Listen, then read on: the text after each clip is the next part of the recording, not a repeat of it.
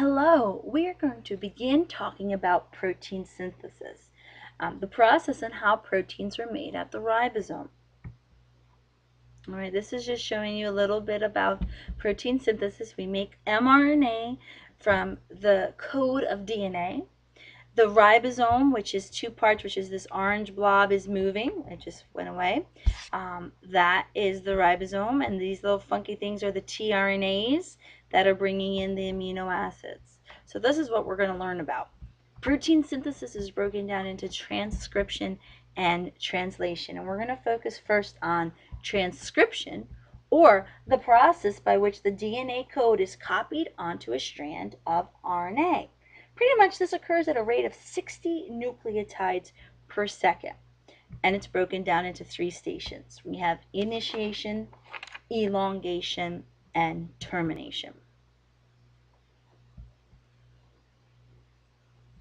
Okay, so we're going to start off by talking about initiation. All right, we have an enzyme that's going to attach to the DNA. That is called RNA polymerase II. That is going to unwind the portion of the DNA that codes for the needed protein. And it exposes about 10 bases at a time. It will actually look for a sequence called a TATA, T-A-T-A. Okay, so RNA polymerase is going to attach to the DNA and unwind it.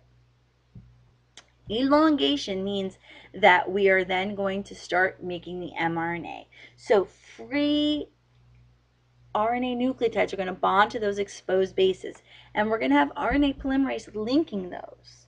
Now remember that we only add the bases in the 5' to 3' direction. Termination occurs when the RNA polymerase II reaches the stop area, or the terminator area. That allows the RNA to be released, and it will then have the DNA go back together. And in eukaryotes, it looks for AAT, AAA, and that would be the terminator region. So there's a specific sequence that it will look for in order to terminate it. Okay, so transcription is the process of making mRNA. Now, the RNA that is made is much long, so we have to process it or shorten the mRNA. So the first thing that has to happen is we have to add what's called a methylguanine cap to the top of the mRNA. Okay, that's kind of like a signal for us to shorten the mRNA. And then a poly-A tail will form at the end, and all the poly-A tail is 100 to 200 adenines are added on. Okay, so now we can start to shorten it. Okay, the introns are the pieces of the RNA that don't code for anything and get removed or cut out, where the exons are the ones that are expressed. So once we remove the introns, we will piece back or splice back the pieces together. And this is just showing you how we are shortening the mRNA. Okay.